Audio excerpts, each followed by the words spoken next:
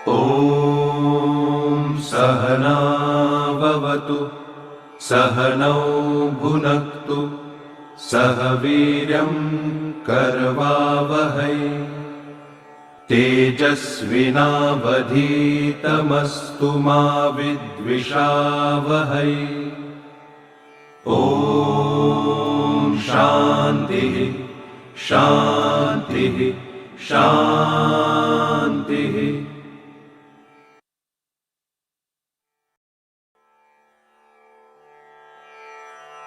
ॐ आप्यायन्तु ममाङ्गानि वाक्प्राणश्चक्षुः श्रोत्रमथो बलमिन्द्रियाणि च सर्वाणि सर्वं ब्रह्मोपनिषदं माहं ब्रह्म निराकुर्याम् मा ब्रह्म निराकरोत् अनिराकरणम् अस्तु अनिराकरणं मेस्तु तदात्मनि निरते। य उपनिषत्सु धर्माः ते मयि सन्तु ते मयि सन्तु। ॐ शान्तिः शान्तिः शान्तिः।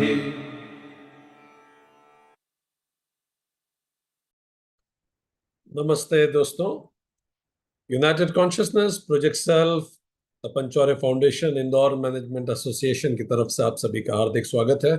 दोस्तों, हम लोग केन उपनिषद का अध्ययन कर रहे हैं।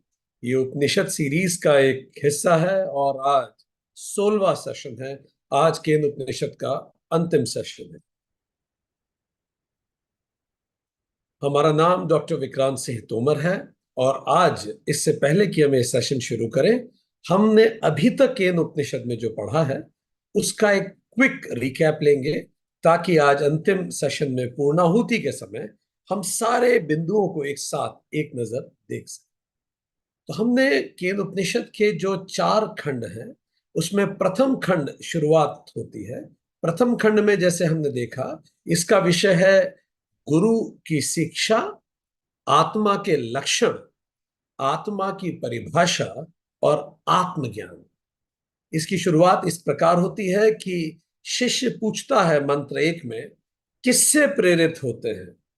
मन, प्राण, चक्षु, वाणी और श्रोत्र, ये किससे प्रेरित होकर कार्य करते हैं?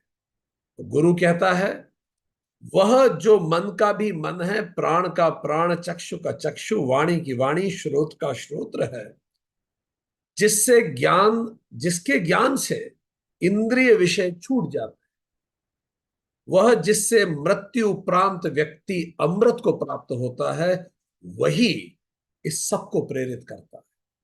गुरु आगे भी समझाते हैं मंत्र 3 में कि वहां मन, प्राण, चक्षु, वाणी, श्रोत्र कुछ नहीं पहुंचते। वो ज्ञात से भी अन्य है और अज्ञात से भी अन्य। हम उसे समझा नहीं सकते।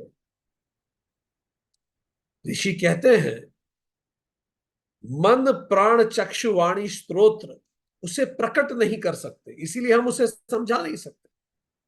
उसे तू जान कि वो ब्रह्म है, वो नहीं कि जिसकी लोग उपासना करते हैं।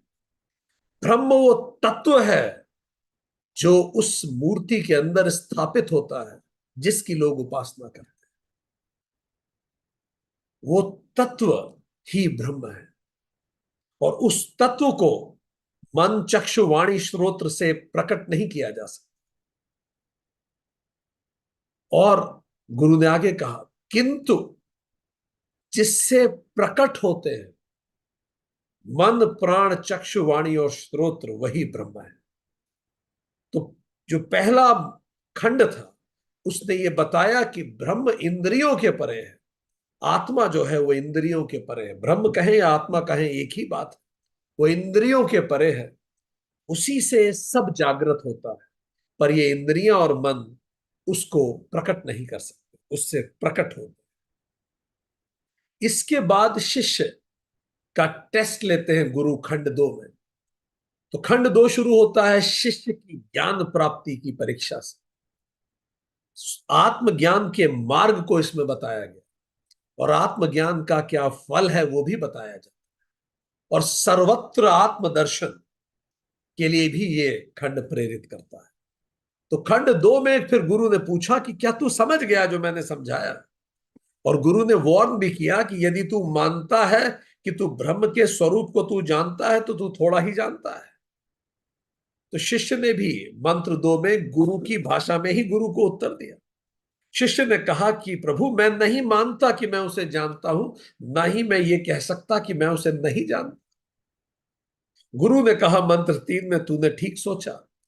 जिसने सोचा कि वो जान गया उसने नहीं जाना, और जिसने सोचा कि वो नहीं जाना उसी ने तो वो जाना है। तो फिर शिष्य पूछता है, तो फिर ऐसे विषय में प्रगति कैसे करें जो ज्ञात और अज्ञात दोनों के परे है, जिसको मन बुद्धि चित्त अहंकार चक्षु श्रोत्र प्रकट नहीं कर सकते? ऐसे विषय में हम सीखें कैसे, प्रगति कैसे करें? तो मंत्र 4 में गुरु ने कहा प्रतिबोध से ये समझो। प्रतिबोध का मतलब बोध इंद्रियां बाहर की चीजों की जानकारी देती हैं। प्रतिबोध इंद्रियों को सकोड़ लो, मन को सिकोड़ लो, अंतर्मुखी हो जाओ, उसी से इसे जाना जा सकता है। इस प्रतिबोध से ही मनुष्य अमृत तत्व को प्राप्त होता है। वो सभी के अंदर, सभी की नाभि में रावण की तरह वो अमृत कलश है। बाहर अहंकार के प्रदर्शन की जगह अंदर उतर के अपने अहंकार को समाप्त कर देने से वो अमृत प्राप्त हो जाता है। गुरु ने 5वें मंत्र में कहा, यहां सत्य को जान ले इसी जन्म में, इसी समय में, अन्यथा महाविनाश है। इतनी मुश्किल से तो इतनी पीढ़ियों बाद, इतनी सदियों बाद, इतनी योनियों बाद तो मनुष्य बना है। और जानने का दूसरा तरीका भी गुरु ने बताया, प्रत्येक भूत में परमात्मा को जान, बस इसी से तू अमृत हो जाएगा। यही आत्मज्ञान का फल है, अमृत। तू जन्म और मृत्यु के परे पहुंच जाएगा अगर तुझे सब में परमात्मा दिखता है। तो तुझे खुद में भी परमात्मा दिखेगा और तू जानेगा कि मैं ही अहम ब्रह्मास्मि। सो इसके साथ खंड 2, जो बहुत इंटेलेक्चुअल डिस्कशन है, समाप्त होता है। पर इसी के बाद खंड 3 is a creative explanation of the same. खंड 3 एक देवों की कथा है, ब्रह्म के अस्तित्व के बारे में चर्चा है और विनम्रता का महत्व बताता है। एक सुंदर कथा के साथ आता है कि जब देवताओं ने एक बड़ा युद्ध जीत लिया असुरों के ऊपर, तो देवताओं को लगा, उनमें अभिमान हो गया कि हम जीते हैं। तो ब्रह्म उनके अभिमान को समझ गया और ब्रह्म ने अपनी शक्ति खींच ली। ब्रह्म अपनी शक्ति खींच के सामने यक्ष के रूप में प्रकट हुआ। हमने पढ़ा इस सेशन में कि ब्रह्म अपनी शक्ति खींच के परिस्थितियों के रूप में हमारे सामने खड़ा होता है। हम बड़े बड़े अचीवमेंट करके सोचते हैं हमने किया, पर जब ब्रह्म शक्ति खींचता है तो हम खुद को बड़ा निढाल पाते हैं। हम कुछ नहीं कर पाते और परिस्थितियां हमें सिखा जाती हैं। याद कीजिए, देश के प्रमुख अभिनेता शाहरुख खान के जब बच्चे पर विपत्ति आई थी, इतने इन्फ्लुएंशियल होते हुए भी वो कुछ कर ना सके। जब ब्रह्म अपनी शक्ति खींचता है, आप किसी भी पद पे, किसी भी जगह हो, अपने आप को असहाय महसूस करते हैं और उससे विनम्रता आती है। तो परिस्थितियां सामने आके खड़ी होती है, परिस्थितियां खड़ी हुई। तो अग्नि, वायु सब ब्रह्म को देखने गए, यक्ष को देखने गए, पर वो जान ना सके, क्योंकि यक्ष के सामने जब अग्नि गई तो अग्नि, यक्ष ने एक तिनका रखा कि आप इसे जला दीजिए, अग्नि जला ना सकी। वायु उस तिनके को उड़ा ना सका। तो दोनों, चूंकि ब्रह्म ने शक्ति तो खींच ली थी, तो ना अग्नि में शक्ति बची, ना वायु में शक्ति बची। इन पंच महाभूतों की शक्ति वास्तव में ब्रह्म की ही तो शक्ति है। वो वापस लौट आए और फाइनली इंद्र स्वयं गए, जो मनस है, मन है, मधवन है। पर जैसे इंद्र वहां गए तो यक्ष गायब हो गया, क्योंकि मन के पास तो ज्ञानेन्द्रिया और कर्मेंद्रिया नहीं है। मन तो ज्ञानेन्द्रिय और कर्मेंद्रियों से ही तो कार्य करता है। तो मन तो देख ही नहीं पाया क्योंकि ज्ञानेन्द्रिया थी नहीं। यक्ष गायब हो गया। इंद्र समझ नहीं पाए ये यक्ष कौन था। अचानक उमा अवतरित हुई। उमा ईश्वर का ही रूप। उमा जो प्रकृति है, जो माता है, वो प्रकट हुई और माता ने बोला कि वो जो यक्ष था वो ब्रह्म था, और तुम्हारे अहंकार को खत्म करने के लिए वो तुम्हारे समक्ष ऐसी परिस्थिति बना के प्रकट हुआ अपनी शक्ति खींच के। इसीलिए जो विजय है उसे ब्रह्म की विजय जानो, जो महत्व है उसे ब्रह्म का महत्व जानो। वो जो यक्ष है वो भी ब्रह्म है। सो अग्नि सारे दृश्य जगत, स्थूल जगत और शरीर का प्रतीक है, क्योंकि अग्नि को आप देख सकते हैं। वायु अदृश्य जगत और स्थूल जगत का प्रतीक है। ये सारे जगत, जगत में जो भी दृश्य है और जो कुछ अदृश्य है, इन पंच महाभूतों से जो बना है, ये सब जो पंच महाभूतों से जो स्थूल बना है, भले वो दृश्य हो और अदृश्य हो, उसकी सारी शक्ति ब्रह्म से आती। मन जो इंद्र, जो अंतःकरण का प्रतीक है, इंद्र, वासना सूक्ष्म शरीर और कारण शरीर जिसका प्रतीक इंद्र है, ये भी संचालित हो सकते हैं ब्रह्म से ही। पर जब अपनी कम समझ और वासना के कारण हम इस स्थूल कारण और सूक्ष्म शरीर को ही स्वयं को मानने लगते हैं, तो जीवन में अज्ञान पैदा होता है, अहंकार पैदा होता है। और उस अहंकार को खत्म करने के लिए उमा, ईश्वर अवतरित होते हैं, जो समष्टि बुद्धि है, यूनिवर्सल इंटेलिजेंस, महतत्व मीन्स इनफाइनाइट इंटेलिजेंस, वो प्रकट होती है हमारी लिमिटेड इंटेलिजेंस को समझाने के लिए।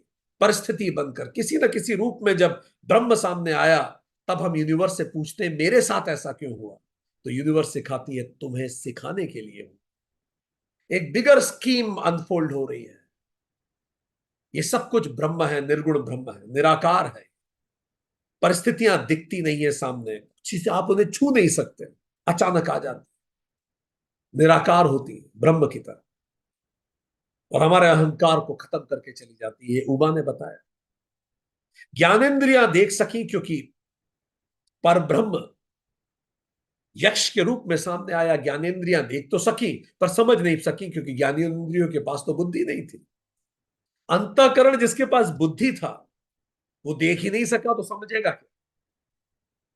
पर उसने, व्यक्तिगत बुद्धि ने यूनिवर्सल इंटेलिजेंस से पूछा। इसी को मेडिटेशन कहते हैं, इसी को ध्यान कहते हैं। ध्यान में इंडिविजुअल इंटेलिजेंस यूनिवर्सल इंटेलिजेंस से कनेक्ट करती है, और यूनिवर्सल इंटेलिजेंस अनफोल्ड करती है और बताती है इस सृष्टि का रहस्य कि निर्गुण ईश्वर ही ब्रह्म है, और ईश्वर ब्रह्म का ही सगुण रूप है। वो यूनिवर्सल इंटेलिजेंस हमें बताती है कि ये जो स्थूल शरीर है, सूक्ष्म शरीर है और जो कारण शरीर है, ये इसी को हम जीव कहते हैं। पर ये जीव जब अपने आप को अविद्या के कारण ब्रह्म से अलग मानने लगता है, तब उसे ईश्वर की उपासना की जरूरत पड़ती है, मंदिरों में जाने की जरूरत है, ज्ञानियों से सीखने की जरूरत है, ताकि वो जाने कि ये जो देह है और जो जीवात्मा इस देह के अंदर रह रही है, ईश्वर उसे बताते हैं कि वो देही से बिल्कुल अलग है। ये जो जीव है वो ईश्वर और जीव एक ही है। ईश्वर उसे बताते हैं जिस पल जीव अपनी अविद्या को खत्म कर दे, अहंकार को खत्म कर दे, तो जीव ईश्वर एक के, जीव और ईश्वर एक ही है, और ईश्वर और ब्रह्म एक ही है। बस ईश्वर जब निर्गुण होता है तो ब्रह्म कहलाता है, सगुण होता है तो ईश्वर कहलाता है। ये क्रिएटिव डिपिक्शन था उसी बात का जो खंड 2 में इंटेलेक्चुअली समझाने की कोशिश की गई। यही सब अहंकार है, अपने आप को शरीर, मन, बुद्धि, चित्त मानना अहंकार है।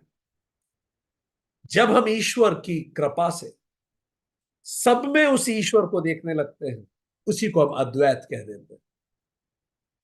ये पूरी कहानी खंड 3 ने बताई। फिर इसके बाद खंड 4 जो कंक्लूडिव खंड है, उमा ने बताया कि सबसे श्रेष्ठ वो है जो यक्ष को जल्दी से पहचान। बाकी देवताओं से श्रेष्ठ अग्नि और वायु हैं, क्योंकि वो पहले पहचान गए। अग्नि और वायु से भी श्रेष्ठ इंद्र हैं, क्योंकि वो तुरंत पहचान गए। जो जितनी जल्दी ब्रह्म को पहचान ले इस धरती पे, वो सबसे श्रेष्ठ व्यक्ति। तो 4 तरह के व्यक्ति हैं। केनोपनिषद जिस प्रकार समझाता है मंत्र 1 से 3 तक, खंड 4 में कुछ लोग तो बिना वेदना से ही समझ जाते। वेद मिल जाता उन्हें बिना वेदना के, वो सुप्रीम को जान जाते हैं विदाउट सफरिंग, वो नंबर वन है, बेस्ट।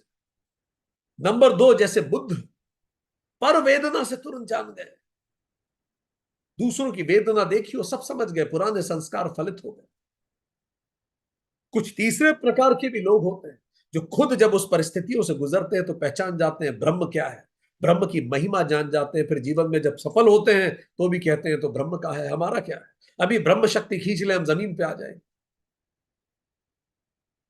स्ववेदना से तुरंत समझ जाते हैं, उनको वेद हो जाता है। और कुछ लोग वो इतने सांसारिक भोगी होते हैं कि स्ववेदना से भी वो नहीं जान पाते, वो समझ ही नहीं पाते,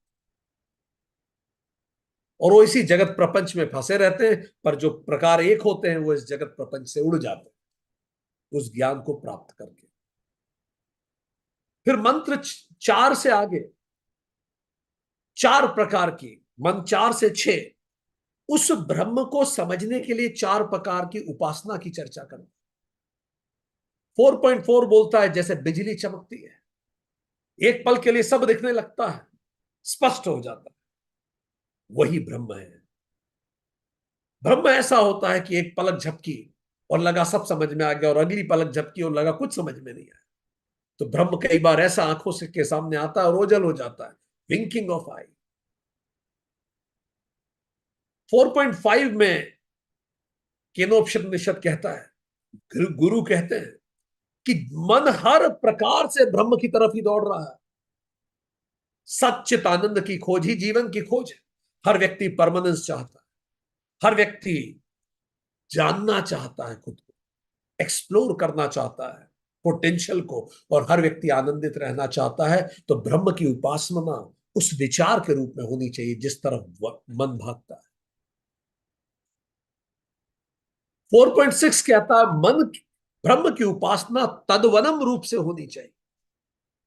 तद्वनम मतलब आनंद रूप में हो, तत्, तत् वनम, तत् मतलब उसकी उपासना, उसका ध्यान हम तत् के रूप में करें। तत् का अर्थ दैट, किसी सगुण रूप में नहीं, दैट में करें, सच्चिदानंद के रूप में करें। तो चार तरह की उपासनाओं के बारे में बताया जिसको आज हम पढ़ेंगे। फिर इसी खंड में आगे बढ़ते हुए फिर शिष्य ने पूछा, ये सब मैं समझ गया 4.7, पर मैं शुरू कहां से करूं, from where should I begin now. तो गुरु 4.8 में कहते हैं, 4.7 में वो कहता है, क्या आपने उपनिषद पढ़ा दिया, कुछ और हो तो मुझे बताइए, मुझे और जानना है, मैं कहां से शुरू करूं, ये सब पूछता है। तो गुरु बताते हैं, कर्म से शुरू कर, कर्म योग कर, निष्काम कर्म कर, निस्वार्थ कर्म कर। जब जितना व्यक्ति निष्काम और निस्वार्थ कर्म करता है उतना उसका चित्त शुद्ध होने लगता है, और जितना सकाम और स्वार्थी कर्म करेगा उतना उसका चित्त अशुद्ध होने लगेगा। तो अगर उपनिषदों को जानना है तो क्या करना है, निष्काम निस्वार्थ कर्म।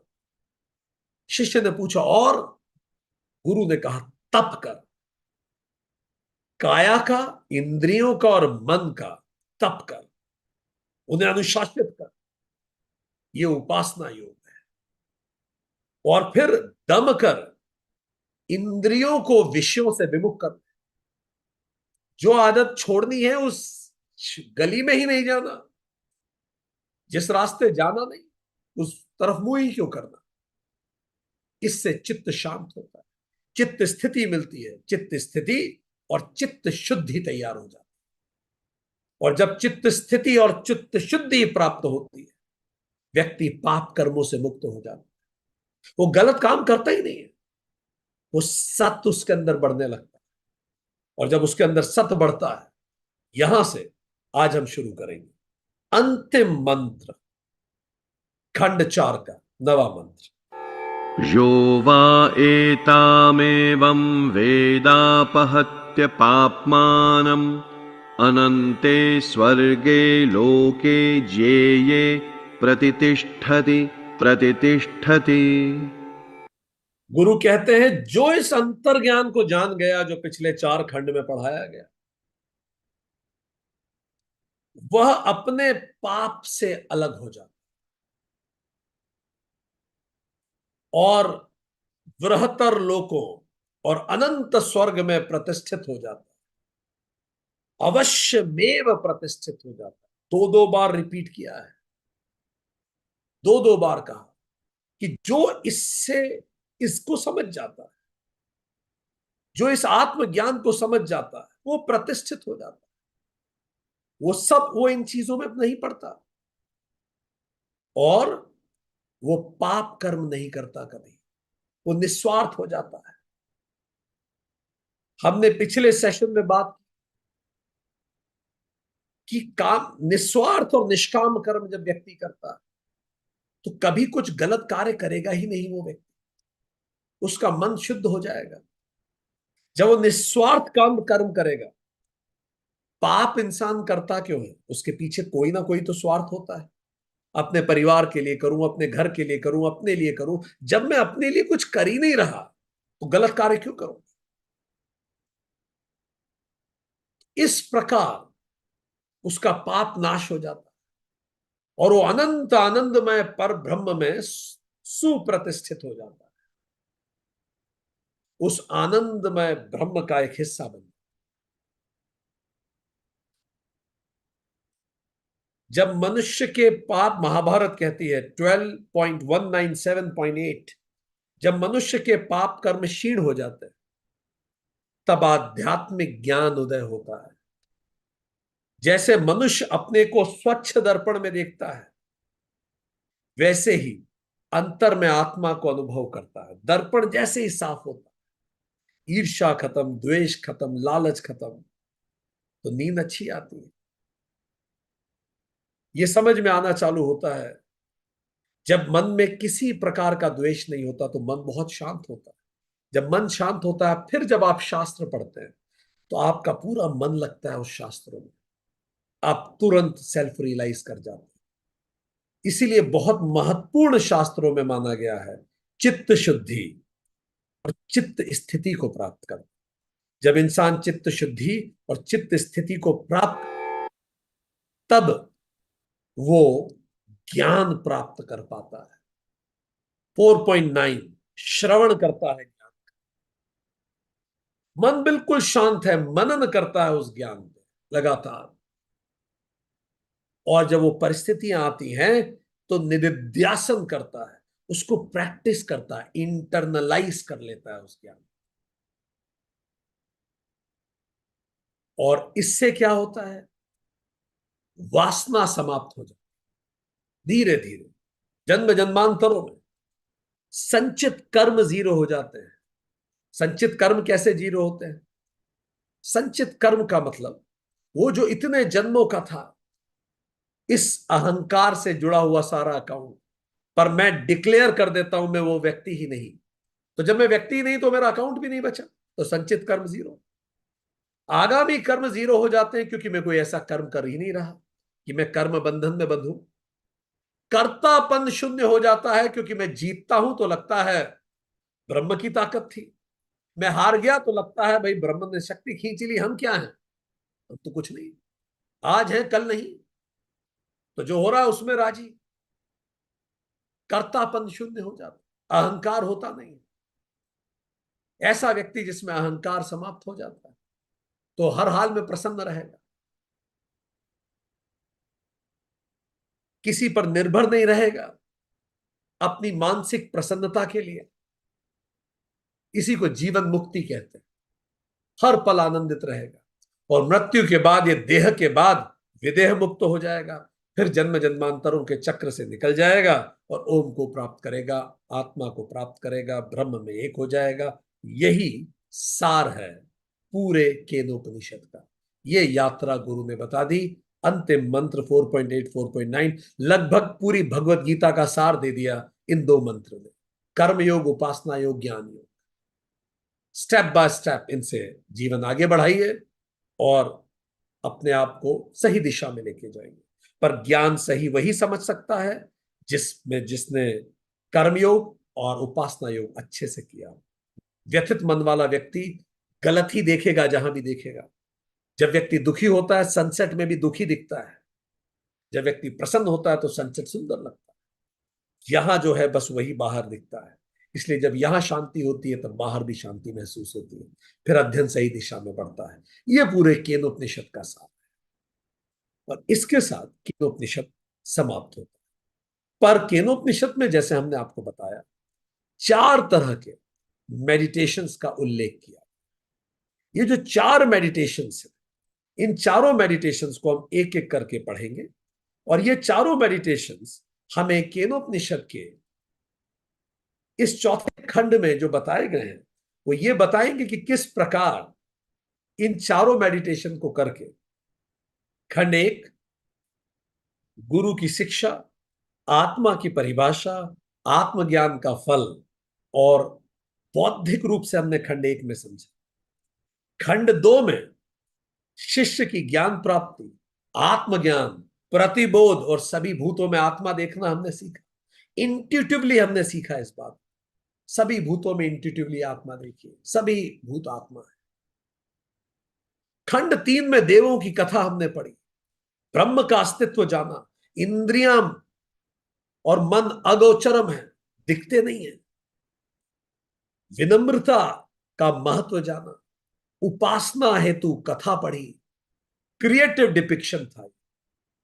खंड 4 में 4 प्रकार की उपासनाएं जानी, कर्म उपासना योग को समझा, ज्ञान योग के बारे में जाना और ब्रह्मपाद प्राप्ति का रास्ता समझा। बस ये जानने के बाद व्यक्ति इस पूरे जगत प्रपंच से मुक्त हो जाता। ये वृहद रूप से केनोपनिषद है। अब चलिए इसको इंटरनलाइज करने के लिए हम 4 मेडिटेशन क्विकली करेंगे, थोड़ा थोड़ा समय, छोटे छोटे से 4 मेडिटेशन, एक एक करके चारों मेडिटेशन करते हैं। अपने आप को उस स्थिति में लेके आइए जिसमें आप बिल्कुल कंफर्टेबल हो सकें और जब हम कहेंगे तब हम अपनी आंखें बंद करके एक एक करके इन चारों मेडिटेशन में उतरेंगे। ये जो 4 मेडिटेशन है इनमें से पहला मेडिटेशन बिजली की चमक के बारे में है, आदि दैविक जिसे कहा गया।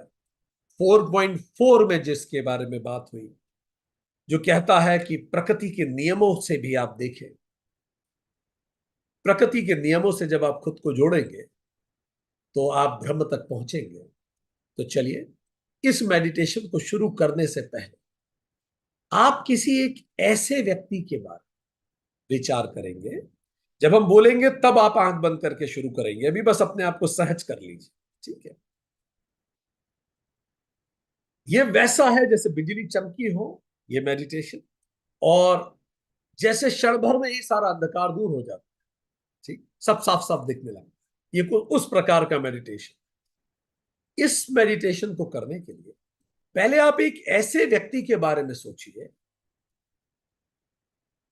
जिससे आप अपने संबंध और सुधारना चाहते, या फिर जिससे आपके संबंध अभी उतने अच्छे नहीं हैं पर आप थोड़ा बेहतर करना चाहते हैं अपनी खुद की मानसिक शांति के लिए। या फिर आप किसी ऐसे व्यक्ति के बारे में सोचिए जिसके बारे में आप बहुत अच्छी ओपिनियन नहीं रखते, या किसी ऐसे व्यक्ति के बारे में सोचिए जिससे आप नाराज, क्रोध है, ईर्ष्या है, घृणा है, परेशानी है, या फिर ऐसा व्यक्ति जिससे संबंध आप और सुधारना चाहते। उस व्यक्ति को अपने जहन में लाइए, सोचिए उसके बारे में, उसका चेहरा दिमाग में लाइए।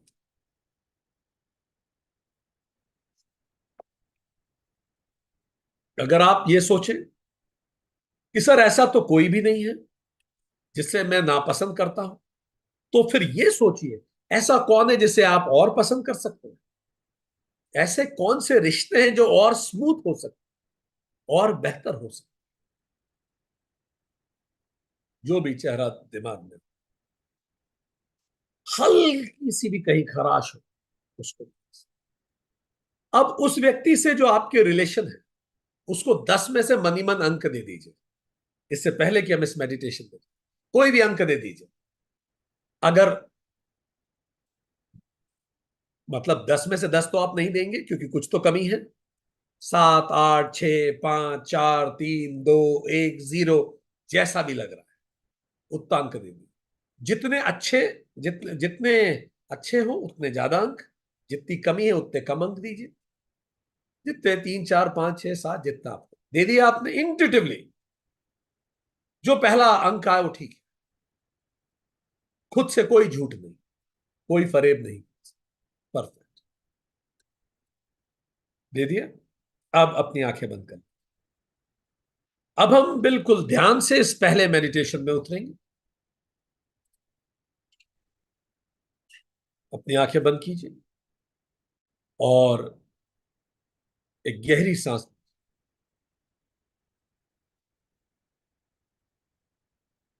सांस को छोड़िए।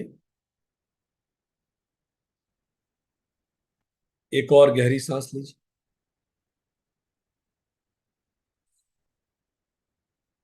सांस को छोड़िए। अब एक और गहरी सांस लीजिए और इस सांस को अपने पूरे शरीर में प्रवाहित हो,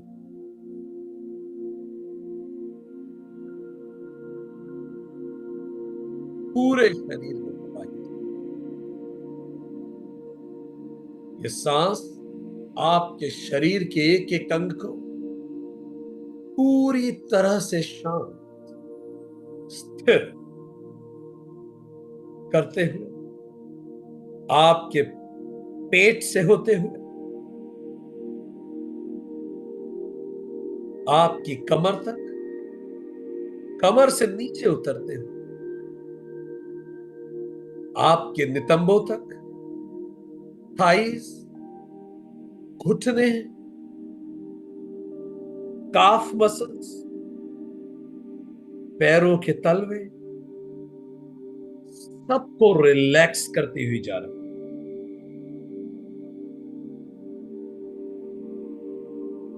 एक और गहरी सांस लीजिए और ये सांस जैसे ही अंदर जाएगी, पूरा शरीर, आपके कंधे, आपकी गर्दन, पूरा शरीर रिलैक्स हो जाए। और अब जाती सांस के साथ सारा तनाव बाहर छोड़ दीजिए। हर आती सांस इस ब्रह्मांडीय ऊर्जा को आपके शरीर में प्रवाहित कर रही है और हर जाती सांस सारे तनाव, सारी चिंताओं को बाहर कर। एक्सीलेंट। सजग बने रहिए, सांसों के साथ जुड़े रहिए, सांसों के साथ जुड़े रहिए, सांसों के साथ अंदर उतरिए, सांसों के साथ बाहर जाइए।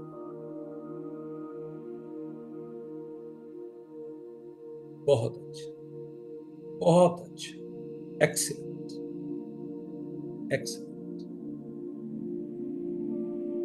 और अब इस पूर्णतः पीसफुल स्टेट ऑफ माइंड में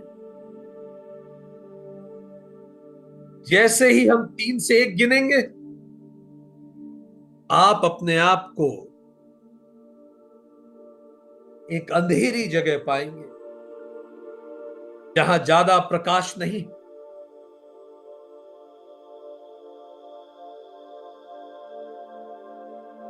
3।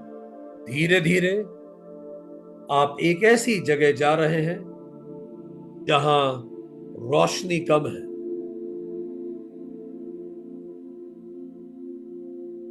ये एक गुफा सी जगह है। जैसे जैसे आप उस टनल में जाएंगे, रोशनी कम होती चली जाएगी। 2। आप धीरे धीरे अंदर जा रहे हैं। जैसे ही हम एक बोलेंगे, आप अपने सामने उस अंधेरे में उसी व्यक्ति को खड़ा पाएंगे जिसके बारे में अभी आपने विचार किया था, जिससे आप अपने संबंध और बेहतर करना चाहते हैं, जिससे आपके संबंध अभी बहुत अच्छे नहीं। वो व्यक्ति आपको उस अंधेरे में खड़ा दिखेगा। जैसे ही हम एक कहेंगे, उस जगह, उस अंधेरे में कहीं दूर आपको उसके खड़े होने का एहसास हो। वैसे भी वो व्यक्ति आपके मानस पटल में किसी जगह अभी भी मौजूद है, या आपके अंदर की यात्रा है, मन की उस काली गुफा की यात्रा है। हम जैसे ये कहेंगे वो व्यक्ति आपको अपने सामने खड़ा हुआ महसूस हो। अंधेरे के कारण आप चेहरा ना भी देख सके तो भी उसकी ऊर्जाएं आप महसूस कर सकेंगे। एक एग्जैक्टली वहां, ट्रस्ट योर इंट्यूशंस, आप उस व्यक्ति की ऊर्जाओं को महसूस कर रहे हैं। इंट्यूटिवली आप महसूस कर रहे हैं उसकी प्रेजेंस।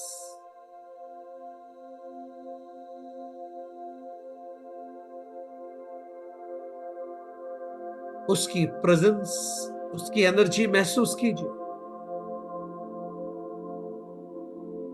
ट्रस्ट योर इंट्यूशंस, वो जस्ट आपके सामने है। और अब जैसे ही हम 3 से 1 गिनेंगे, अचानक एक तेज बिजली कटकी। बिजली इतनी तेज होगी कि उस गुफा के एक एक रोम रोम छिद्र में से भी प्रकाश की बूंदें अंदर टपक जाएंगी। वो इतनी प्रकांड बिजली होगी कि गुफा में जहां भी प्रकाश आने की जगह होगी, उससे गुफा के अंदर तक वो बिजली कड़केगी और पूरी गुफा एक पल के लिए प्रकाशमान हो जाएगी। इस कदर बिजली और उस प्रकाश में आपको वो व्यक्ति, उस व्यक्ति की जिसकी ऊर्जा आप महसूस कर रहे हैं, उस व्यक्ति में स्पष्ट वो दिखने लगेगा। हम जैसे ही 3 से 1 गिनेंगे, अचानक आपको बिजली की गड़गड़ाहट और वो प्रकाश महसूस होगा। 3, जैसे हम 1 कहेंगे, एक तेज बिजली कड़केगी पूरी कायनात में, गुफा के अंदर पूरी रोशनी हो और उस प्रकाश में वो व्यक्ति जिसकी ऊर्जाएं आप महसूस कर रहे हैं, उस व्यक्ति में आपको स्वयं कृष्ण दिखाई देंगे। उस व्यक्ति में बैठा हुआ ब्रह्म आपको उस बिजली में दिखेगा। 2, जैसे ही हम 1 कहेंगे, एक तेज बिजली कड़केगी, उस व्यक्ति की जो प्रतिछाया आपके सामने है वो स्पष्ट दिखने लगेगी और उस व्यक्ति में आपको स्वयं ब्रह्म कृष्ण रूप दिखेगा, मुस्कुराते हो उसी व्यक्ति, क्योंकि सृष्टि के हर कण कण में वही ब्रह्म समाया हुआ है। हर व्यक्ति में, हर पशु में, हर पेड़ में। 2, जैसे ही हम कहेंगे 1, वो तेज बिजली कड़केगी और उस व्यक्ति की छवि में आपको स्वयं लीला पुरुषोत्तम कृष्ण दिखेंगे। आपको स्वयं प्रभु ब्रह्म उस व्यक्ति में दिखेगा। जैसे हम कहेंगे 1, उस रोशनी में आप उस व्यक्ति में कृष्ण को देख पाएंगे। 1, कड़कने दीजिए एक तेज बिजली, पूरी सृष्टि रोशनी से नहा गई। गुफा में अचानक सा एक प्रकाश हुआ और उस प्रकाश में आपने उसके अंदर के ब्रह्म को देखा, कृष्ण को देखा, मुस्कुराते हुए। महसूस कीजिए इस पल, डूब जाइए इस पल, उस व्यक्ति के अंदर के उस कृष्ण को देखते रहिए, उस व्यक्ति के अंदर के उस ब्रह्म को देखिए। लगातार उस ब्रह्म को महसूस कीजिए जो उस व्यक्ति के अंदर, वो ब्रह्म जो सभी भूतों में, सभी प्राणियों में, हर पल, हर क्षण प्रस्तुत होता है। इस ब्रह्म के दर्शन को आत्मसात कीजिए, अपने रोम रोम में इस दर्शन को महसूस कीजिए। डूब जाइए इस अनुभूति में, ब्रह्म की इस अनुभूति में, उस पल में रुक जाइए।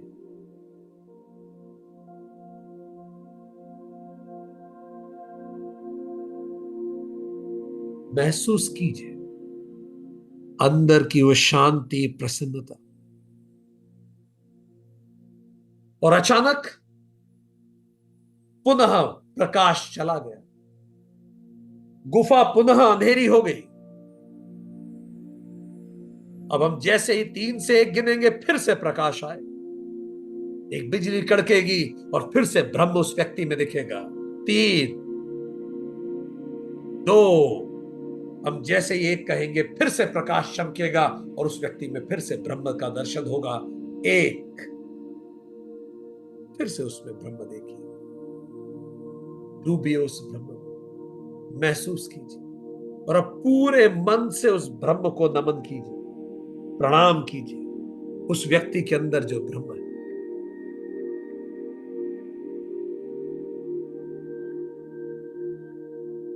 और अब हम जैसे ही 3 से 1 गिनेंगे, प्रकाश फिर से अंधकार में चला जाएगा, किंतु उस व्यक्ति में आपको ब्रह्म अभी भी महसूस होता रहेगा। 3, प्रकाश कम होने लगा, 2 और कम होने लगा। अंततः जैसे हम कहेंगे 1, प्रकाश समाप्त हो जाएगा, पर उस व्यक्ति का ब्रह्म जागृत रहेगा, आपको ब्रह्म दिखता रहेगा। 1, महसूस कीजिए उसके अंदर जो ब्रह्म है, बने रहिए इस ब्रह्म के साथ, इस आनंद, शांति के पल को महसूस कीजिए। और अब इस प्रकाश को, इस विद्युत को अपने अंदर लगातार कौंधने दें, ताकि अज्ञान का अंधेरा मिट जाए और अद्वैत का प्रकाश फैल जाए। सब में वो ब्रह्म में देख सकता, तब मैं उस ब्रह्म को देख सकता। इस ब्रह्मानुभूति के साथ जैसे ही हम 1 से 3 गिनेंगे, धीरे धीरे इस प्रसन्न भाव के साथ आप वर्तमान में लौटेंगे, उस गुफा से बाहर आएंगे। 1, वापस वर्तमान की तरफ पूरे सजग भाव से। 2, उसी प्रसन्न भाव से। और जैसे ही हम कहेंगे 3, आप वर्तमान में होंगे उसी आनंद और प्रसन्न भाव के साथ।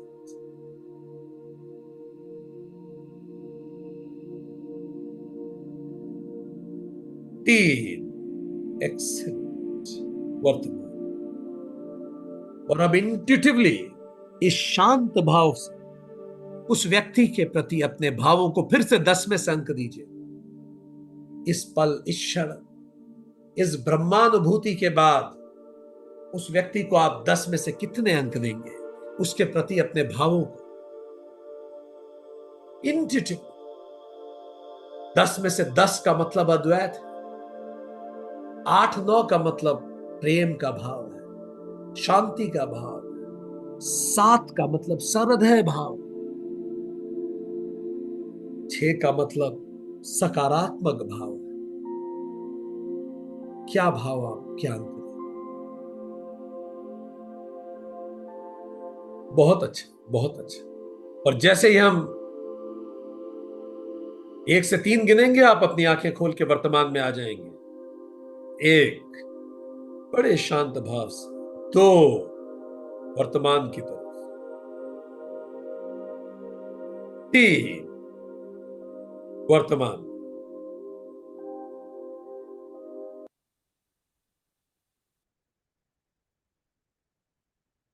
अब आप अपनी आंखें खोल सकते हैं।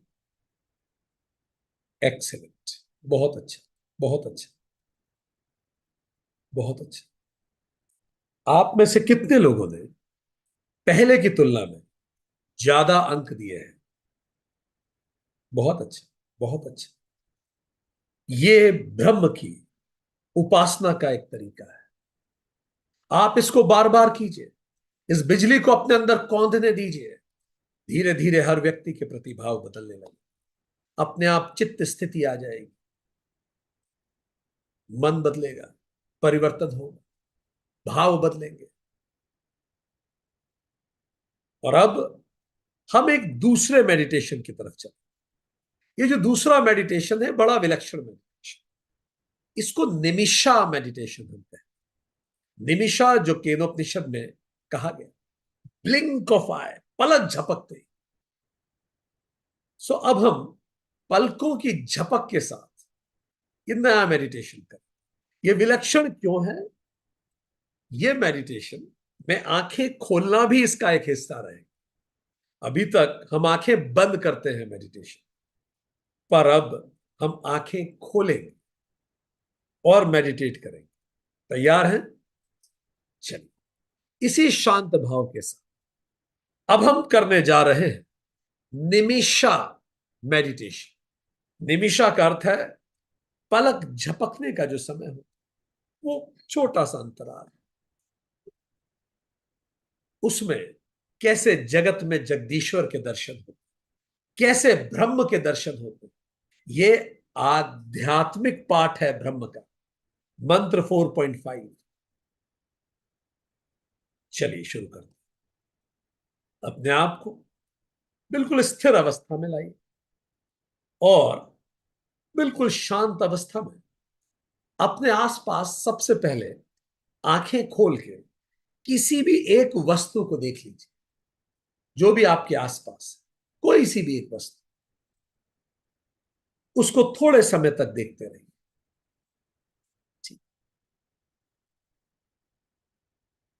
देखते रहिए उस वस्तु, बिल्कुल शांत भाव से। बस एक वस्तु निश्चित कीजिए, उसको देखते रहिए। एक्सीलेंट। अब उस वस्तु को जिसको आप देख रहे हैं, धीरे धीरे अपनी पश्चना को, देखने को विशिष्ट पश्चना कर दीजिए। विशेष रूप से उस वस्तु को गहराई से देखिए।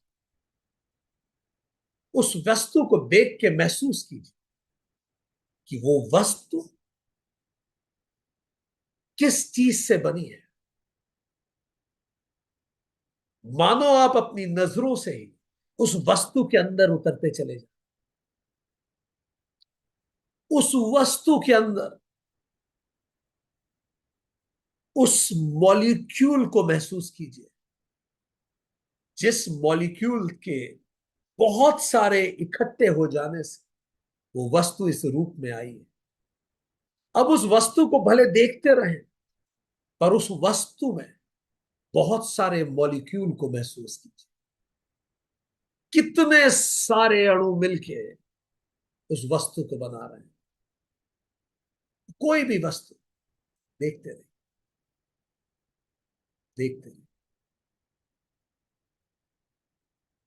और अब जैसे ही हम कहेंगे 3 से 1, आप अपनी आंखें बंद कर लें और उन परमाणुओं को अपनी बंद आंखों से देखने लगे। उस वस्तु के जो परमाणु, 3, उस वस्तु को गौर से देखते रहिए और आंखें बंद करना शुरू करेंगे धीरे धीरे। 2, आंखें बंद करने के बाद भी वो वस्तु ऊर्जा रूप में आपकी आंखों के सामने रहेगी। 1, एक्सेलेंट। और वो जो वस्तु है, उसके रोम रोम में उन परमाणुओं को महसूस कीजिए जिससे वो वस्तु बनी है। सजगता बनाए रखिए, सजग बने रहे। अब उन परमाणुओं के अंदर जाइए और उन उन अणुओं के अंदर जाइए और उन परमाणुओं को देखिए। उन एटम्स को महसूस कीजिए जिनसे वो वस्तु बनी। वो एटम, वो छोटे छोटे से एटम, बिल्कुल महीन, जिससे वो वस्तु बनी। उस वस्तु के अंदर आप अणु में गए, अणु में परमाणु में गए, और अब उस परमाणु के भी अंदर उतरिए। जैसे ही हमने कहा 3 से 1, आप उस परमाणु के भी अंदर उतर के उस वाइब्रेशन तक पहुंचेंगे जिससे ये सारी सृष्टि बनी। वो स्ट्रिंग्स जिससे सब कुछ बना है, वो वाइब्रेशन, वो तरंगे जिससे सारी सृष्टि बनी है तीन, वो वस्तु बनी है अणु से अणु, परमाणु से परमाणु, इन तरंगों से बने हैं दो। और जैसे हम कहेंगे आप इस समस्त जगत की जो ऊर्जाएं हैं, वाइब्रेशंस हैं, तरंगे हैं, जो ओम रूप में व्याप्त हैं, उनको महसूस करेंगे। एक हल्का सा मन में ओम को गुंजायमान होने दीजिए, उस वस्तु पे नजर बनाए रखिए, आंख बंद करके सजग बने रखिए, और इन वाइब्रेशंस के साथ खुद को गूंजने दीजिए और कहिए, एक गहरी सांस लीजिए, अपनी चेतना में उस वस्तु को रखते हुए कहिए, ओम।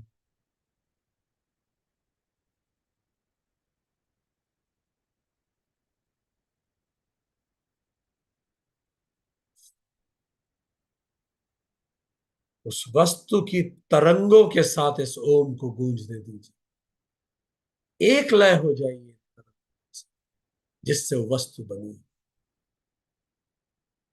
ओम।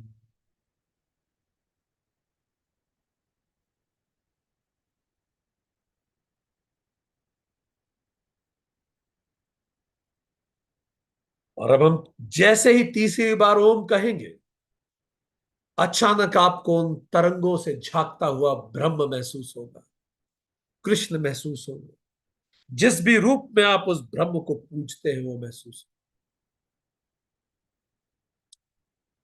जैसे ही हम तीसरी बार ओम बोलेंगे, ओम के वाइब्रेशन खत्म होते ही उन्हीं तरंगों में जिससे वो वस्तु बनी है, आपको ब्रह्म महसूस होगी, वो रूप महसूस होगा। एक गहरी सांस लेंगे, ओम।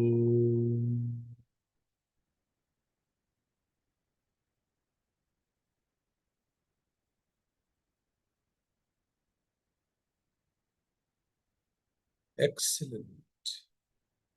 इस भाव में बने रहिए, इस ब्रह्म स्पर्श में बने रहिए, और इसी ब्रह्म भाव के साथ जैसे ही हम 1 से 3 गिनेंगे, आप अपनी आंखें खोलेंगे और सीधे उसी वस्तु को फिर से देखेंगे। पर इस बार ये देखना विशिष्ट होगा, आपको ब्रह्म उस वस्तु में झांकता दिखेगा। एक, अपनी आंखें धीरे धीरे खोलने को तैयार, इस ब्रह्म भाव के साथ उस वस्तु को फिर से देखेंगे। 2, और जैसे हम 3 बोलेंगे, आप अपनी आंखें फिर से खोल लेंगे और उस वस्तु में ब्रह्म देखेंगे। सीधे आंखें खोलते हुए उस वस्तु को देखिए और उस वस्तु में आपको ब्रह्म दिखेगा। 3, अपनी आंखें खोलिए, केवल उस वस्तु को देखिए और देखिए उसके रोम रोम से स्वयं ब्रह्म झांकता है। एक्सीलेंट। अब पुनः अपनी आंखें बंद करेंगे और फिर से अपनी चेतना में उस ब्रह्म को देखेंगे। एक्सीलेंट।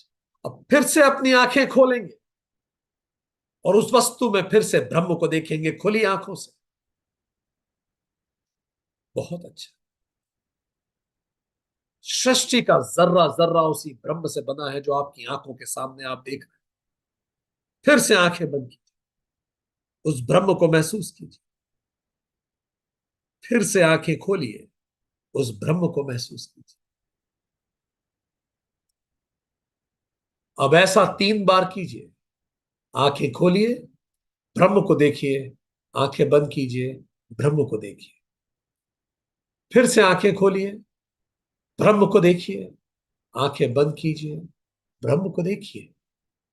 महसूस कीजिए जिस भी रूप में आप महसूस कीजिए। फिर से आंखें खोलिए, उस ब्रह्म को महसूस कीजिए। फिर से आंखें बंद कीजिए, उस ब्रह्म को आप पसंद।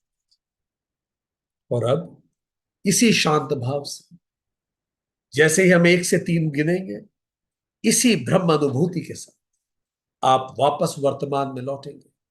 आगे से जब भी आप किसी को भी देखें अपने जीवन में, एक बार आंख फिर से झपक के उसको देखिए, अपने आप उस व्यक्ति में ब्रह्म दिखने लगे।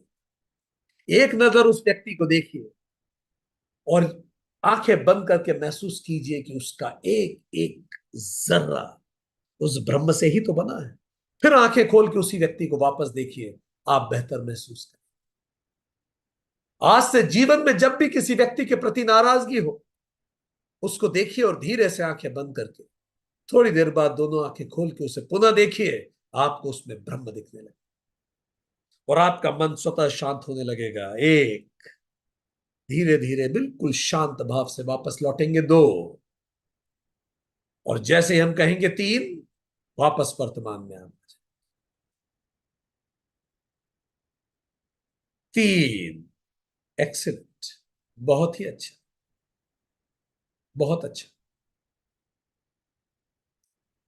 बहुत अच्छा।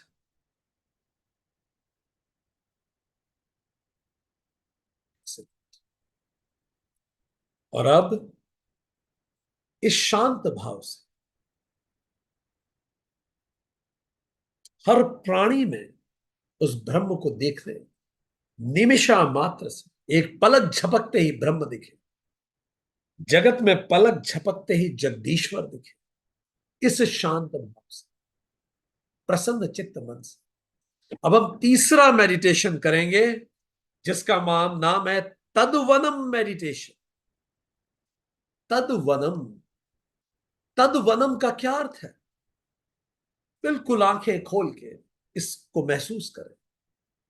तद प्लस वनम, तत् मीन्स वह, वनम का अर्थ होता है वंदन योग्य, वन धातु से बना, वंदनीय, अच्छी प्रकार से वंदना करना। तो तद्वनम का मतलब वह या उसकी तत्रूप में वंदना की जाती है,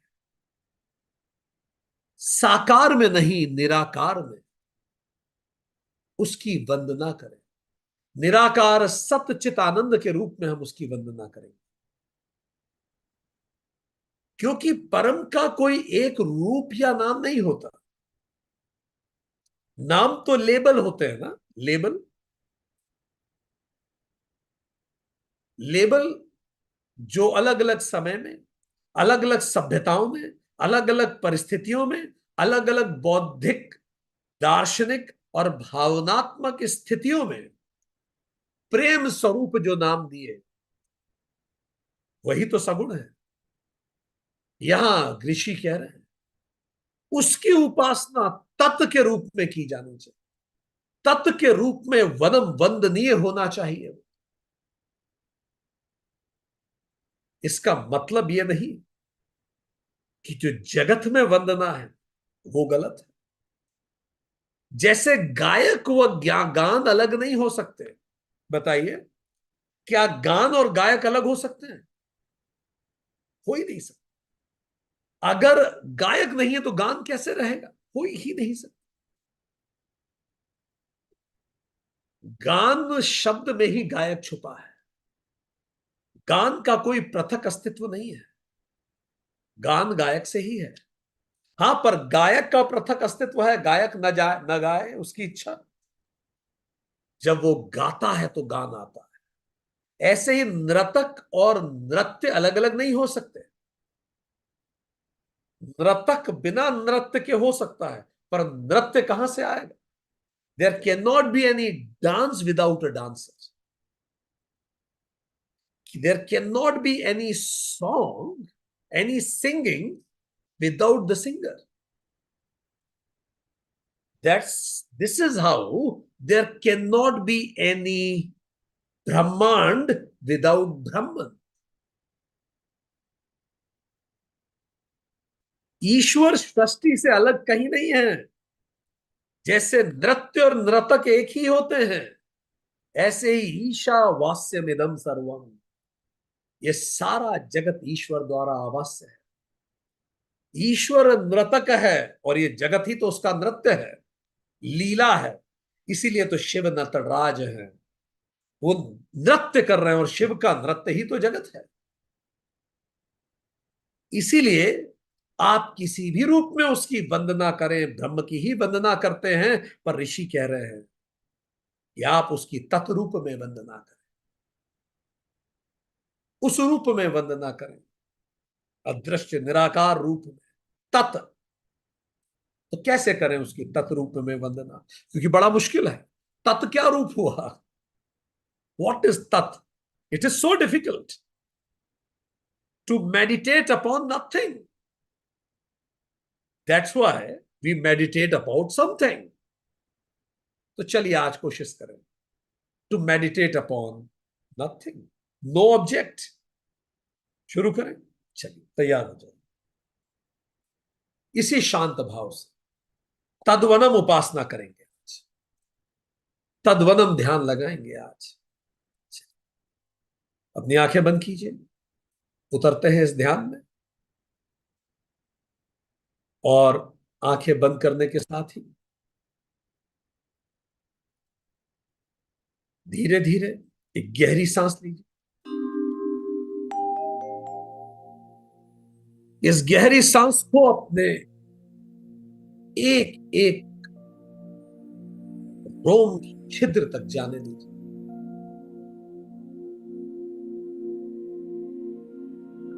महसूस कीजिए सांस को सांस के साथ बने रहिए, बिल्कुल शांत।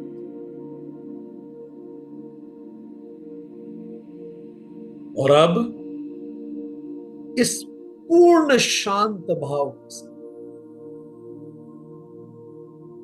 जैसे हम 3 से 1 गिनेंगे, आप एक चेंजिंग रूम में जाएंगे, ट्रायल रूम में जाएंगे, जहां कपड़े बदले जाते हैं। सामने एक बड़ा सा आईना लगा होगा जहां कपड़े बदले जाते हैं। 3, धीरे धीरे आप उस कमरे की तरफ जा रहे हैं। जैसे हम 1 कहेंगे, आप उस कमरे के अंदर खुद को पाएंगे जहां सामने एक बड़ा सा आईना लगा हुआ। तो आप उस कमरे का दरवाजा खोल रहे हैं, चेंजिंग रूम, ट्रायल रूम का। एक एग्जैक्टली उस कमरे में चारों तरफ कांच लगे हुए। आपने दरवाजा लॉक कर दिया और अब कांच में आप खुद को देखिए। आप खुद को महसूस कर सकते हैं उस कांच के सामने खड़े हो। और अब खुद को देखने के बाद हम एक एक करके अपने सारे लेबल हटाते चले जाएंगे।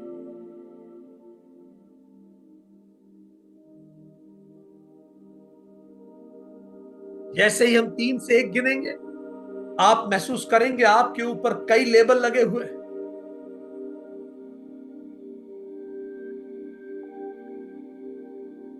आपके ऊपर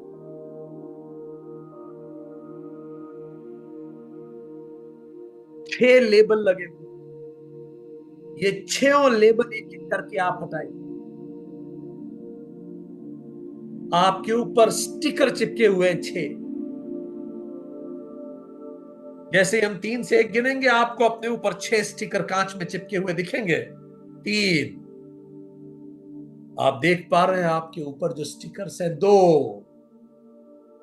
और जैसे हम कहेंगे 1, आपके ऊपर कई तरह के स्टिकर्स। एकदम से स्टिकर प्रकट हुए आपके ऊपर। 1। और अब हम इन स्टिकर्स को एक एक करके हटाएंगे। सबसे पहले एक स्टिकर जो आपके ऊपर लगा हुआ है उसको निकालिए। उस पे लिखा है नाम, और अपने अंगूठे से अपनी मुट्ठी से मसल के उसको नीचे फेंक दिए। वास्तव में अपनी मुट्ठी से मसलिए उसको। अपने हाथ को उठा के स्टिकर निकालिए और मसल के फेंक दिए। बेनाम हो जाए, कोई नाम नहीं। जब हम इस धरती पे आए थे हमारा कोई नाम नहीं था। ये तो बाद में दिया गया है। ये तो आरोपित है। अब दूसरा स्टिकर निकालें,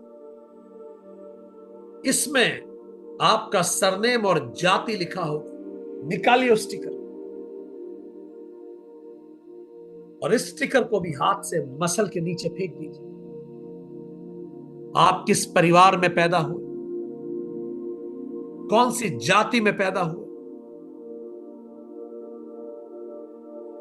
कौन सा आपका धर्म था, ये सारे स्टिकर आपने निकाल के।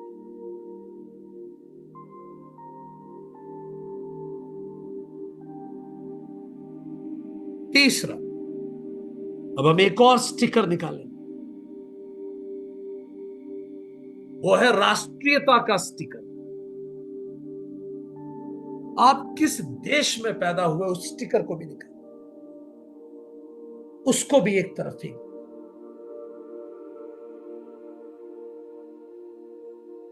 आत्मा किसी देश को बिलोंग नहीं करती। ये तो बाय चांस आप इस देश में पैदा हुए, उसको भी एक तरफ।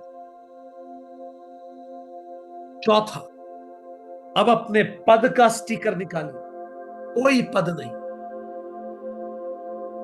कोई ओहदा नहीं, उसको मसल के एक तरफ फेंक।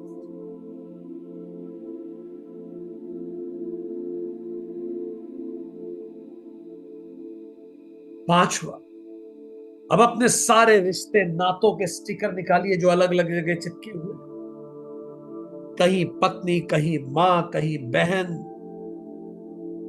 कहीं दोस्त, सारे स्टिकर निकाल, इसको भी फेंक दीजिए। ना मैं किसी का, ना कोई मेरा।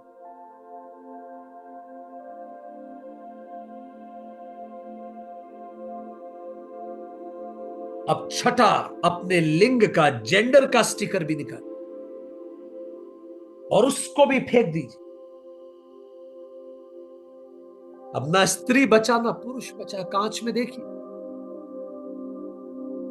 और अब एक अंतिम स्टिकर बचा है, उसको भी निकाल के फेंकेंगे। ये शरीर का स्टिकर, ये शरीर पूरा ही स्टिकर ही तो है जो चिपका हुआ है मेरी आत्मा। अब हम जैसे ही 3 से 1 गिनेंगे, आप अपने पूरे शरीर को स्टिकर की तरह, खोल की तरह उठा के फेंक दें। और जैसे ही आप खोल की तरह उठा के फेंकेंगे, कांच में कुछ नहीं दिखेगा। आप स्वयं अदृश्य हो जाएंगे। आज तक जैसे कपड़े उतारते रहे, आज वैसे ही अपनी त्वचा उतार दें, ये शरीर को उतार दें। 3, ये खोल उतरना शुरू हुई, अंदर कुछ नहीं, शरीर का स्टिकर।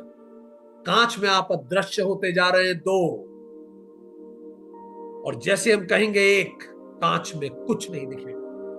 आपने शरीर भी फेंक। 1,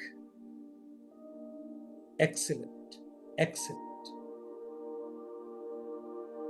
अब आप अदृश्य को देख सकते हैं। कांच में कुछ नहीं दिख रहा है, पर आप हैं वहां। आपने शरीर त्याग दिया। आप हैं, पर किसी कांच में कुछ नहीं दिख रहा। आप महसूस कर पा रहे उस अदृश्यता को। पर अब हम इस महसूस करने को भी फेंक दें। अब हम जैसे ही 3 से 1 गिनेंगे, हम अपना अंतःकरण उतार के फेंक दें। हम हमारा मन फेंकेंगे, हम हमारी बुद्धि फेंकेंगे, हम हमारे चित्त को फेंकेंगे, हम हमारे अहंकार को फेंकेंगे। जागरूक बने रहिए। जैसे ही हम कहेंगे 3, आप सारी यादों को निकाल दीजिए। 3, सारी यादें निकाल मुट्ठी में मसलिए और फेंक दीजिए। कोई याद नहीं, बस वर्तमान। ना कोई भूत, ना कोई भविष्य, केवल वर्तमान में आ जाए। कोई याद नहीं। ये मेरी नितांत निजी यात्रा है। अब जैसे ही हम कहेंगे दो, आप अपनी बुद्धि और मन को निकाल के फेंक दें। दो, अब मन को भी फेंक दीजिए। कुछ महसूस करने को नहीं बचा, कुछ समझने को नहीं बचा, कुछ भी नहीं बचा। बस बचा है तो केवल यह एहसास कि मैं हूं इस कमरे में। बाकी कोई भाव नहीं, कोई विचार नहीं, कोई शरीर नहीं, कोई याद नहीं, कोई दृश्य नहीं, बस मेरा होना बाकी। और जैसे हम कहेंगे एक, आप इस अहंकार को भी खत्म कर देंगे। आप है ही नहीं। सारी वासनाएं अनंत जगत की जो इस अहंकार से जुड़ी हुई है, ये सब समाप्त हो जाए। गहरी वासनाएं और अहंकार। जैसे हम कहेंगे मैं बचा ही नहीं, एक, वो अंतिम डोर भी कट गई जो मुझे जोड़ती थी इस जगत से। अब उस कक्ष में कुछ नहीं, मैं तो अब हर तरफ मौजूद हूं। कक्ष में कक्ष के बाहर, शहर में शहर के बाहर, प्रदेश में प्रदेश के बाहर, देश में देश के बाहर, महाद्वीप में, पृथ्वी में, ग्रहों में, नक्षत्र में, ब्रह्मांड के जर्रे जर्रे में मैं व्याप्त हूं। मैं बचा ही नहीं, मैं सब कुछ हो गया। ऊपर उठने दीजिए स्वयं। जैसे हम 3 से 1 गिनेंगे, आप और ऊपर उठते जाएंगे। 3 और ऊपर, रम जाएं इस पूरी सृष्टि में। 2, एक हो जाएं इस अनंत अस्तित्व के साथ। और जैसे ही हम कहेंगे एक, आप स्वयं को इस सृष्टि के साथ एक पाएंगे। कोई पृथकता नहीं, कोई नाम नहीं, कोई रूप नहीं, केवल चिर अनंत अस्तित्व, एंडलेस एग्जिस्टेंस। एक, keep floating, keep floating, just be with everything.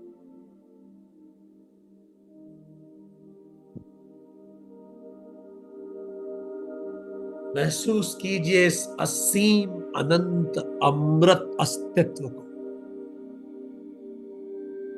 डूब जाइए इस अनंत शांति, परम शांति, परम आनंद में। आनंद स्वरूप ये समस्त सृष्टि, मैं ही तो वो हूं जो इस पूरी सृष्टि में व्यापक। मैं ही तो वो तत्व हूं, मैं ही तो वो हूं जिसको ऋषियों ने तत् कह के गाया है, जिसको वेदों ने, उपनिषदों ने, गीताओं ने गाया है। तत्, तत्वनम, तत्वनम, तत्वनम। और इस एब्सोल्यूट ब्लिसफुल स्टेट में अपने अंदर ओम को गूंज जाने दीजिए, पूरे ब्रह्मांड में अस्तित्व। गहरी, जैसे ही हम ओम कहेंगे, ओम की एक एक वाइब्रेशन के साथ अपने अस्तित्व को पूरे ब्रह्मांड में महसूस कीजिए।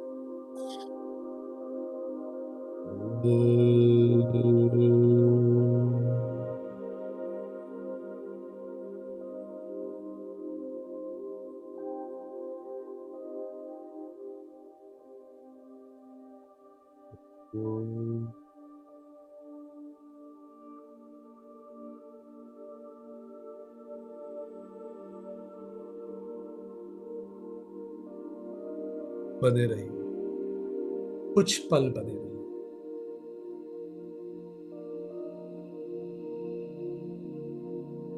जैसे ही आप तैयार हो, धीरे से अपनी आंखें खोल सकते। वर्तमान में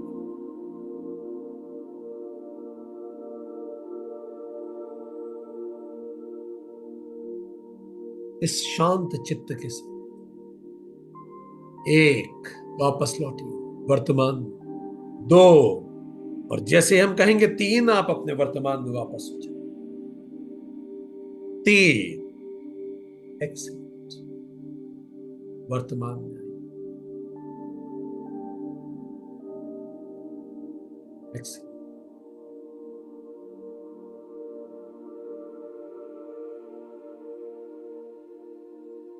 एक्सीलेंट, एक्सीलेंट, एक्सीलेंट।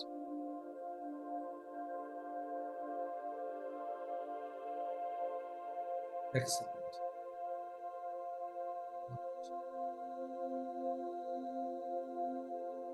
और अब एक अंतिम मेडिटेशन हम करेंगे। वो मेडिटेशन चौथे प्रकार का मेडिटेशन है। मन हर रूप में आनंद की ओर दौड़ता है। थॉट पे मेडिटेशन,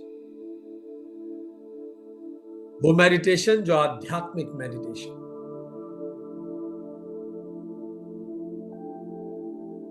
पूरी तरह से हर रूप। इसी मेडिटेशन में अपने आप को इस समस्त जगत में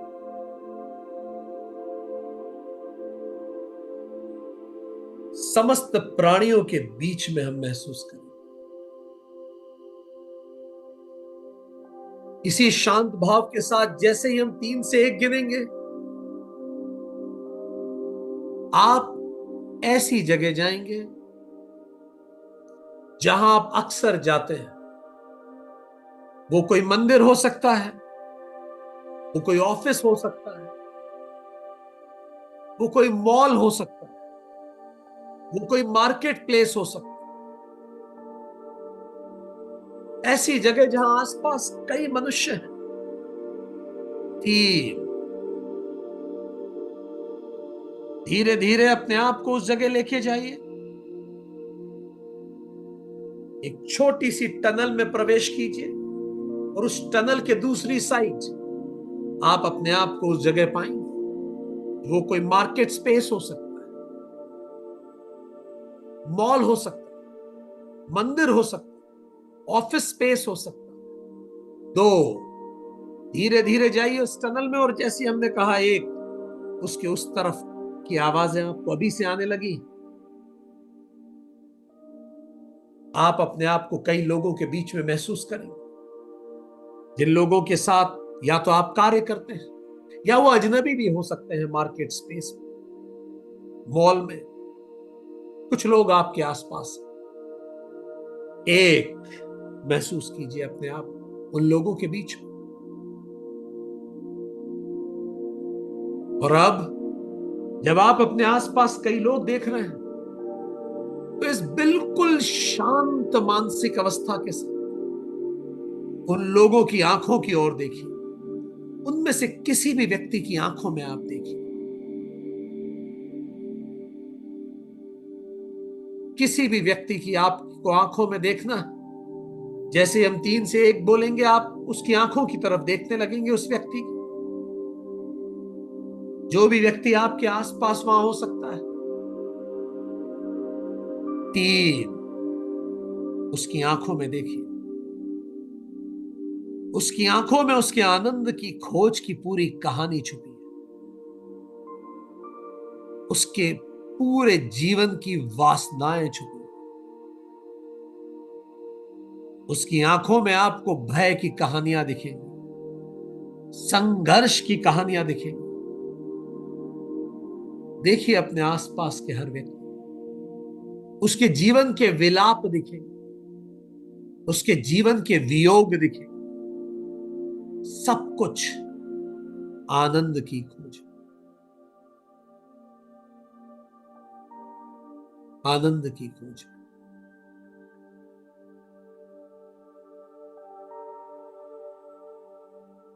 अपने आसपास के हर व्यक्ति को महसूस कीजिए, हर व्यक्ति उसी आनंद की तो खोज में लगा है,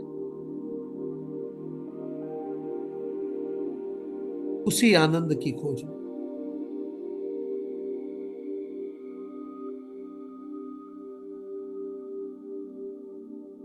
महसूस कीजिए,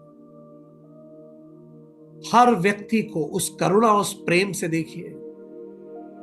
उस आनंद की खोज करते करते उसने कितने जन्म बिता दिए, कितने भय, संघर्ष, विलाप, चुनौतियों से गुजरा है।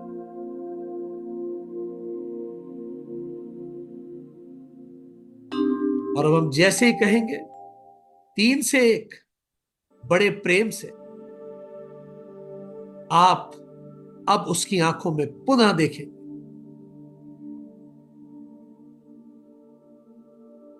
बड़े प्रेम से, अपनेपन से, ऐसे उसकी आंखों में देखिए जैसे आप अपने बच्चे की आंखों में देखते।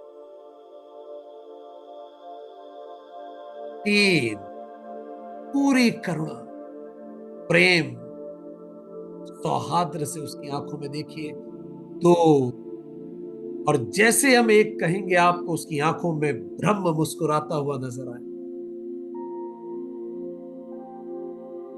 वो ब्रह्म जो साक्षी रहा उसकी संपूर्ण यात्रा का, वो ब्रह्म जो हमेशा उसके अंदर मौजूद था, पर वो उसकी खोज में वो पता नहीं कहां कहां भटका। तो जैसे ही हम कहेंगे आपको उस व्यक्ति की आंखों वो ब्रह्म दिखेगा जो हमेशा उसके अंदर मौजूद था। 1, अब देखिए उसकी आंखों जैसे अपने बच्चों की आंखों में हम देखते हैं, पूरे प्रेम से आपको उसकी आंखों में प्रेम और परमात्मा दिखेगा।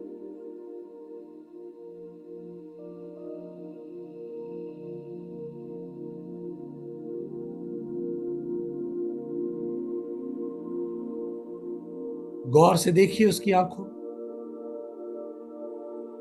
और अब बहुत प्रेम और श्रद्धा से नमन कीजिए उस व्यक्ति के अंदर बैठे हुए परमात्मा, प्रणाम कीजिए।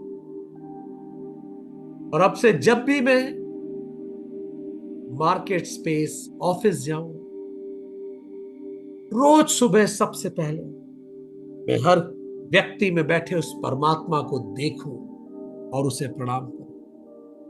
मैं जिसकी भी आंखों में देखूं उसकी आंखों में उसके अस्तित्व के संघर्ष, उसकी वेदना, उसके भयों को देखूं, और फिर उसके बाद एक कंपैशन के साथ पुनः उसमें ब्रह्म को देखूं, ताकि मैं उसको वो ऊर्जाएं दे सकूं जो उसे हील कर सके, वो विचार दे सकूं जो उसे ब्रह्म की ओर ले जा सके,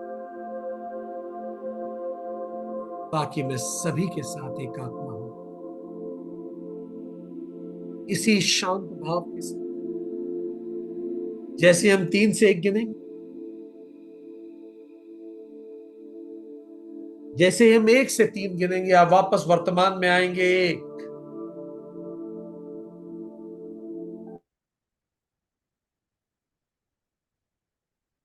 2,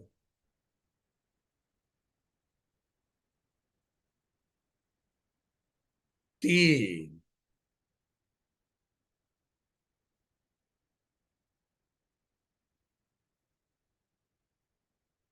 पूरी तरह से वर्तमान।